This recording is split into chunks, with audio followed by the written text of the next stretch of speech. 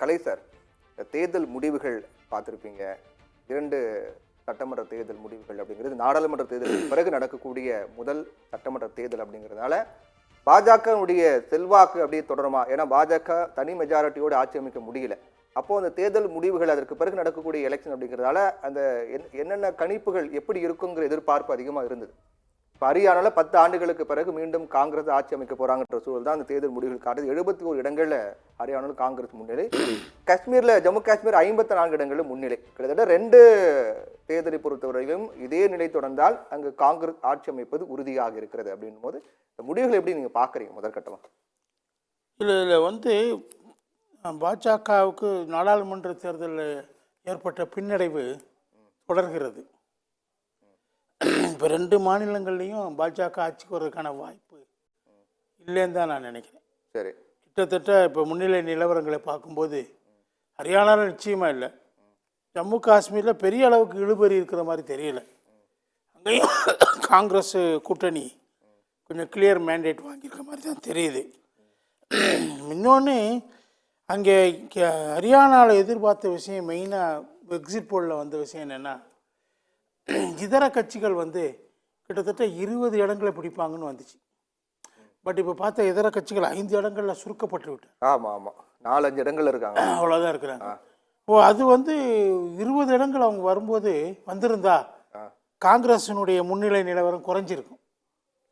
இப்போ அவங்க முன்னிலை வந்தா காங்கிரஸ் தான் குறையுன்றீங்க, பாஜக குறையாது. பாஜகவுக்கு பாஜக நீங்க தொடர்ந்து பாஜக குறையிற கண்ணா இருக்குது. 15 இடங்கள்ல இப்ப முன்னிலை இருக்காங்க ஹரியானால. அதான் மற்றவை அதிகமாகும் போது பாஜக குறையாதுன்றீங்களா? இல்லை, அது அவங்க யாரை பிரிச்சாலும் அது தீர்ப்பு வேற மாதிரி இருக்கும். அவங்க அந்த 20 இடங்களை வாங்குவாங்கன்னு கணிக்கப்பட்டது இல்லை. அவங்க எல்லாருமே உதாரணமாக ஜேஜேபி ஏஎஸ்பி 2 கட்சிக்கு ஜேஜேபியுடைய துஷ்யந்த் சௌதால பின்னடைவு. அதான் அவர் தேவிலாலுடைய மகன் தானே. அவர் போன தேர்தலில் பாஜகவோட கூட்டணியில் இருந்தார், ஆட்சியிலையும் கூட்டணியில் இருந்தார். பட் அவர் இந்த வாட்டி பாஜக கூட்டணி விட்டு வெளியே போயிட்டார். இந்த பகுஜன் சமாஜ் கட்சியினுடைய அங்கே மாநில பிரிவு ஆசாத் சமாஜ் பார்ட்டி, சந்திரசேகர் ஆசாத்னுடைய கட்சி அது. அவங்க 2 பேரும் கூட்டணி சேர்ந்து இவங்க ஜாட் கட்சி ஜேஜேபி ட்ரெடிஷனலாக, இவங்க ஏஎஸ்பி ஒரு தலித் கட்சி. ஸோ இந்த 2 பேரும் சேர்ந்தா ஜாட்டும் தலித்துகளும் கணிசமாக இருக்காங்க. ஆமாம், ஹரியானாவில் தீர்மானிக்கக்கூடிய சக்தியாக இருக்காங்க. அவங்க பெரிய அளவுக்கு வருவாங்கன்னு எதிர்பார்க்கப்பட்டது, ஆனால் அவங்க ஒன்றுமே வரல. அவங்க டோட்டல் ஃபெயிலியர். காரணம், இந்த 2 காஸ்ட் பீப்புளும் ஒன்று ஜாட்டு ரொம்ப காலமாக பாஜகவோட இருந்தவங்க, அவங்க பாஜக மேலே அதிருப்தி அடைஞ்சிட்டாங்க. இடஒதுக்கீடு காரணமாக. இடஒதுக்கீடு ஒரு விஷயம், இடஒதுக்கீடு நீதிமன்றம் ஒத்துக்கிறல, அது அவங்க பாஜக மேலே குறை சொல்லிட முடியாது. சரி, இந்த அவங்க ட்ரெடிஷனலாக ஃபார்மர்ஸ், விவசாயிகள். ஓகே, அந்த விவசாயிகள் போராட்டத்தில் அவங்க மேல் துப்பாக்கி சூட்டு நடத்தப்பட்டது. சரி, அது ஒரு காரணம். ஜாட் மக்கள் பெரும்பாலும் விவசாயிகள், பெருந்தனக்காரர்கள், பெரிய பெரிய விவசாயிகள். அது அவங்க இன்ஃப்ளூயன்ஸ் பண்ணியிருக்காங்க. இன்னொன்று, அந்த ஜாட் சமுதாயத்திலேருந்து தான் மல்யுத்த வீராங்கனைகள் பெருமளவுக்கு வந்திருக்கிறாங்க. ஆமாம், அவங்களுக்கு எதிராக பாலியல் கொடுமைகள் நடந்ததாக அவங்க தொடர்ந்து போராடிட்டு இருந்தது.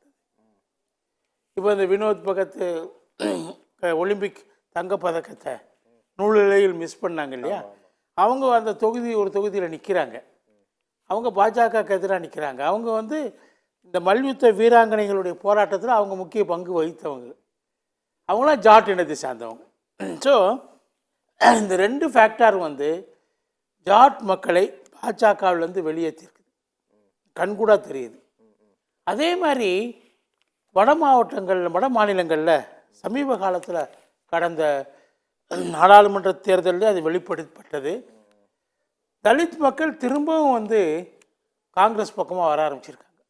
தே டெசர்டட் தி காங்கிரஸ். தலித் மக்கள் டோட்டலாக காங்கிரஸ் கட்சி விட்டு வெளியே போனாங்க. இப்போ அவங்க திரும்பி காங்கிரஸ் ஃபோல்டுக்குள்ளே வர்ற மாதிரி தெரியுது. அங்கே செல்சா பிளான் ஒர்க் அவுட் ஆயிருக்கு. ஜாட் பிளஸ் தலித் பிளஸ் சிறுபான்மையினர். ஆமாம், செல்சாங்கிற ஒரு தலித் பெண்மணி அங்கே லீடராக இருந்தாங்க. இப்போ இப்போ கூட அவங்க தான் வந்து சிஎம் கேண்டிடேட்டுங்கிற மாதிரி பேசப்படும். குமாரி செல்ஜா இப்போ உட்கட்சி புபிந்தர் ஹூடாக்கு எதிரா. தெரிவிச்சிருந்தாங்களா சார்?